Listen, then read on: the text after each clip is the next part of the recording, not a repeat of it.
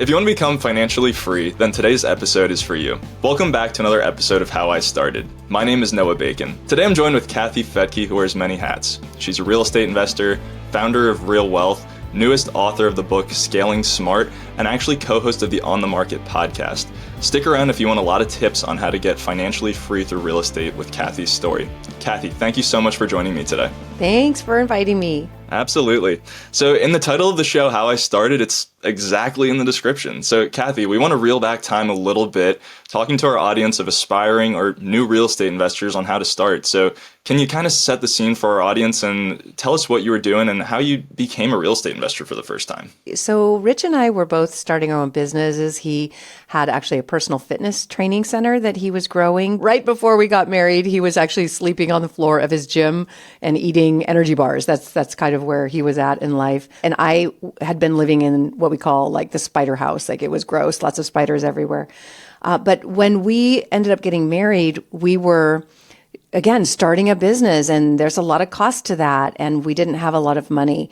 So we house hacked while renting, basically all the time. We would get a place that was comfortable for us, but then we would kind of partition it off so that we would have either friends, usually friends, because it was such close quarters, live with us and help cover the cost of that rent. And so we got kind of used to living with people. So when we got our first house, we did the same thing. We got a larger house and partitioned it to be a fourplex. But I didn't want anyone living with us. By then we had little, babies. And so I wanted it to be separate. So we would just take a room and put a microwave in it and a mini fridge. And we would want to make sure that there was their own bathroom so that we weren't sharing those things. But in the house our first house, we were able to do that. So it was a fourplex, and we got the nicest part of it. Like we got the main kitchen. There was a playroom that we were able to turn into kind of two rooms. We put one child in the attic. We made that really cute. But house hacking, yeah. So whether you're renting and house hacking to be able to save money for that down payment or doing it on your first house, it is one of the best ways because you're just getting so much income. And we were living in a very nice place for almost free. Let's talk about that first deal. Now that you're in this position, we've made the right financial decisions. Now, where did you start to look for that first deal? Were you looking in your expensive backyard in the Bay Area, or did you start to look at a state? Can you tell me where you were starting to look for that first deal? I was a radio show host and I needed money now. So a lot of people don't realize there's active income, money that you need today. And then there's investment money you'll need later. And they're different activities. So I had figured out how to house hack. That was bringing in income. And you kind of learn to be a landlord when you're doing that. So you're learning skills. And then the next step was I still need more money. So I had this radio show and I'm like, sponsorships. So at the time, this is when mortgage brokers were making a ton of money. You could basically give a loan to anybody. So I found a mortgage broker that would sponsor the show for me and I let him co-host. And from there, I learned all the tricks of leverage. And of course, leverage is the way that you make huge wealth in real estate. At the time, it was ridiculous leverage. You could literally get no money down, investment property, as many as you want with no documentation. It was nuts. That doesn't exist today, but that's what it was then.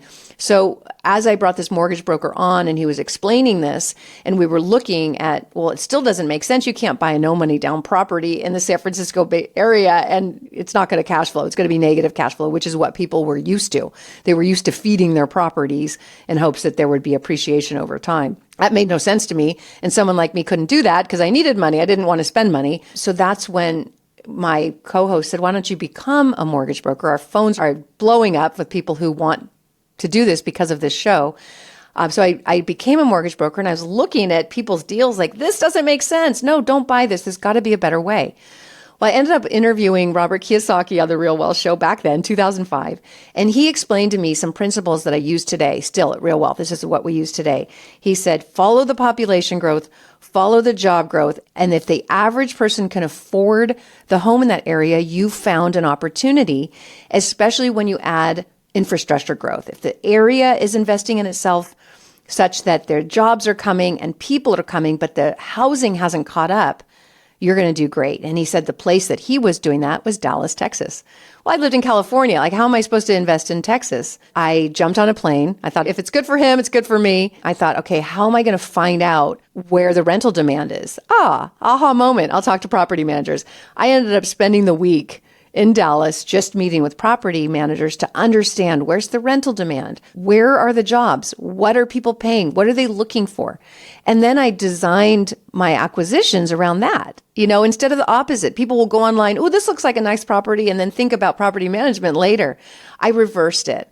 I wanted the property managers to tell me what to do. We ended up buying 5 properties. We came home with 5 properties because I could do them, no money down, remember? And they cash flowed. I talked about it on the Real Wealth Show, and suddenly our phones blew up again of people who wanted to do that too. That's how Real Wealth started, and that's kind of how we started our investing. That's amazing to hear. You're surrounded by the right community. You obviously found a really great resource with Robert, and he basically said jump, and you said how high. And that's where you ended up in Dallas, it sounds like. So what did you learn from this experience? I know that this is likely not an extremely easy thing to replicate, with loan services being a lot more strict nowadays. But what was kind of a low point, or a real learning experience that a property manager with boots on the ground, or even Robert telling you about this market? We can't get that on paper. We learned that owning properties in this market. Is there anything that you can share about that? Yeah, the first thing is when you go into a new market, you're like a deer in the headlights type of thing. I was from California. I knew California values. When I got to Dallas, the first person I met with was a realtor, and she looked at me and said, "Oh, you're from California. I've got a great neighborhood for you. Median price is $400,000." I was like, "No, I know the median price in Dallas is $129,000." So you've got to make sure that who you're working with is really looking for your best interest.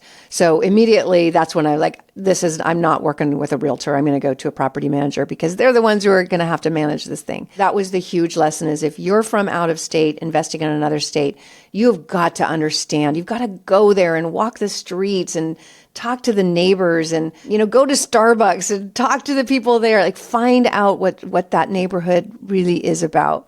You can do stuff online, but it's definitely more risky. You've got to have boots on the street to help you. That's one thing that we learned. Another thing that we learned is over leverage, because this all happened in 2004, 5, 6.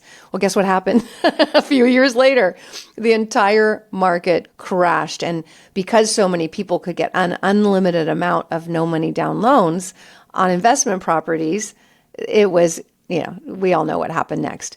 So our Texas properties did amazing. They didn't even feel the downturn. Those properties stayed rented, hardly needed any renovation, because we just bought new ones. We just thought, it's just easier to buy a new property than an old one to try to renovate, because we're so far away and we've got our own businesses and we've got kids and everything.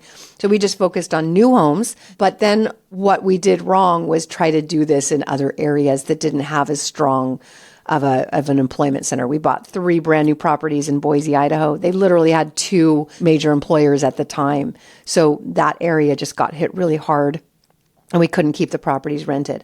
We made another huge mistake in Tennessee, good market. We bought 3 construction properties. I forgot to do a construction to perm loan. I was a mortgage broker. I forgot to read the fine print, but a construction to perm means that it starts as a construction loan as you're building the house, but then it converts into a long-term loan. We would have been fine if we did that, but instead it was just construction loans on 3 properties. We could not refi out of those because the whole market collapsed and banks weren't lending anymore, and they capped your number of properties to 10. We were over that. So we were stuck with properties that we couldn't get out of the construction loan. So we had to hand them back to the bank, lost all our money on that. So it was a rough time. Over leveraging, getting the wrong loans.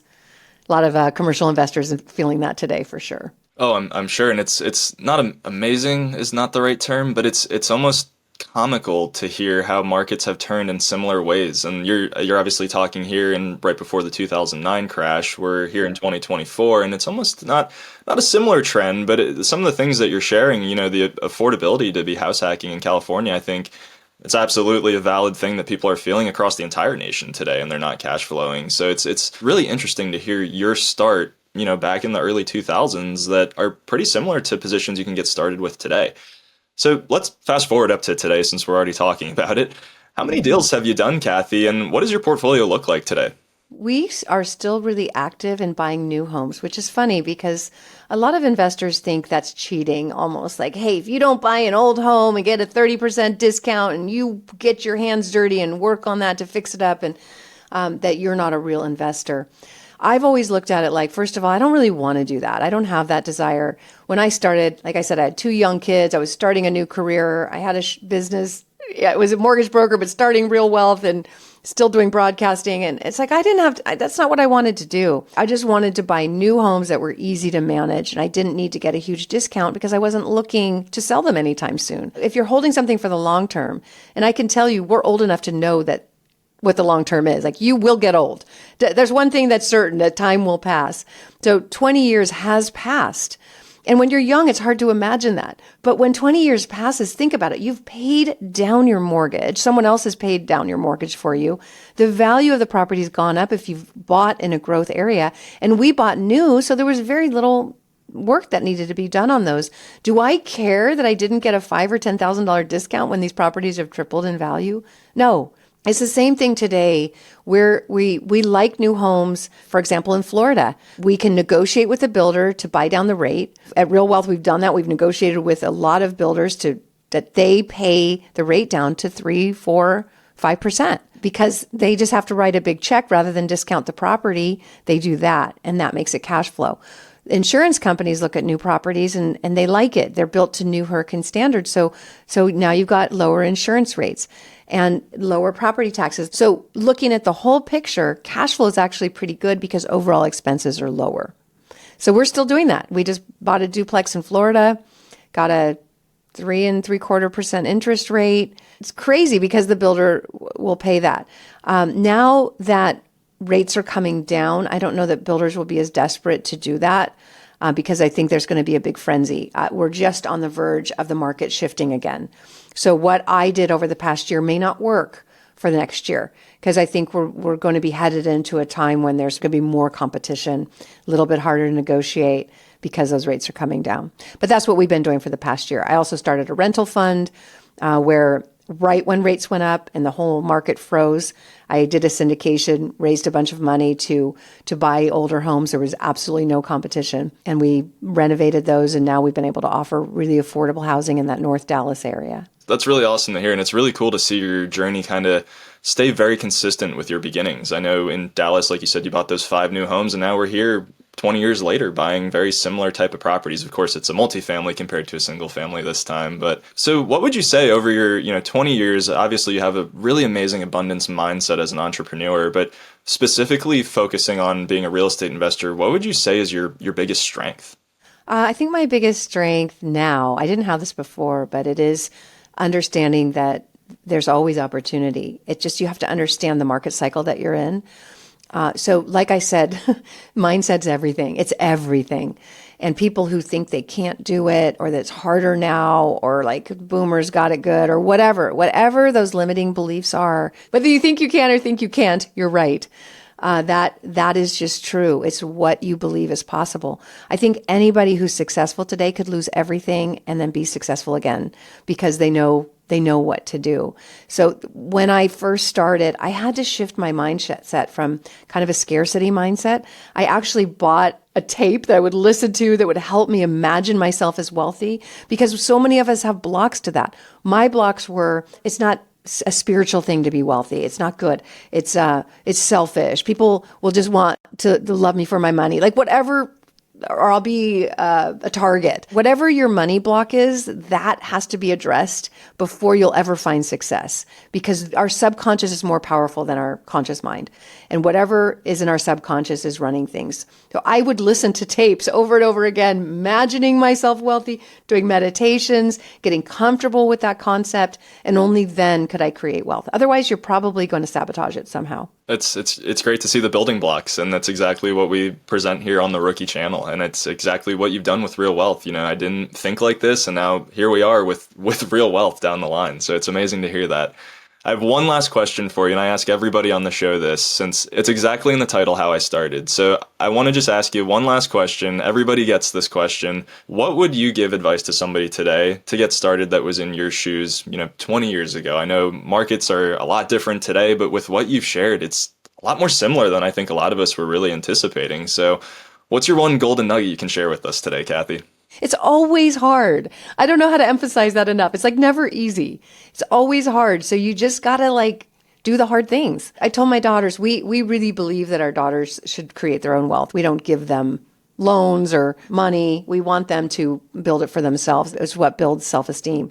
Obviously, we help with their education and so forth. But when my daughter graduated from college, she was like, Mom, I want to buy a new car. I got a new job. I want to buy a new car. I said, honey, absolutely not. Don't buy a new car. That's going to throw off your debt to income ratios. Now you're going to have this debt. You're not going to be able to qualify for a house. She's like, Mom, I'm 22. I don't want a house. Honey, who's your mama? You need a house. So she was renting, with some college friends. And I said, just instead of getting that car, just talk to a loan officer. Just talk to someone and see what you qualify for. Well, she was making maybe $25,000 a year. But she lived in a college town, so it was pretty cheap in Northern California, in Chico. And she ended up qualifying because who knew? The bank will look at if you studied a certain thing, and she studied marketing, and then she got a job in marketing, they'll count your years in college as your 2 years experience. So just out of college, she had this marketing job. She qualified for a $300,000 house. And she ended up finding a $250,000 house that needed work. She was willing to do that work. She did it all herself. Then about, a couple months later, there was a fire in the Chico area. There was families that needed to live in her house. The insurance company was willing to pay about $2,000 more than her expenses. So suddenly she was an investor overnight. My point being, don't go out and buy stuff, because that will throw off your debt to income. If you drive up your credit cards and you go buy cars, this is going to affect your ability to actually buy real assets. So my baby girl listened to me. That house went up in value over $150,000. She ended up selling it and was able to buy in the Los Angeles area $1 million house because she had the $150,000 down payment on her own.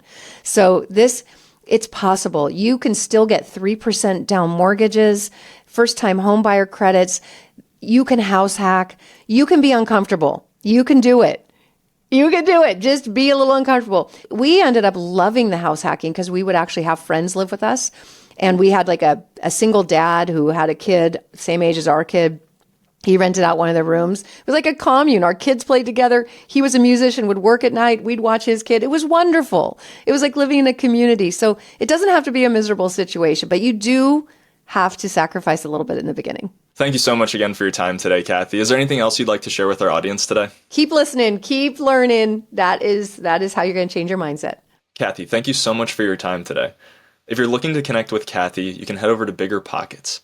If you're looking to purchase Kathy's newest book, Scaling Smart, you can head over to biggerpockets.com/scalingsmartyt. That's YT as in YouTube. So go secure your copy today. And I'm Noah Bacon. You can also connect with me over at BiggerPockets. And please like and subscribe to the BiggerPockets Real Estate Rookie YouTube channel. We'll be sharing plenty of stories just like Kathy's on how you can get started into your first property as a real estate investor. Thank you so much for joining us today, and we'll see you next time.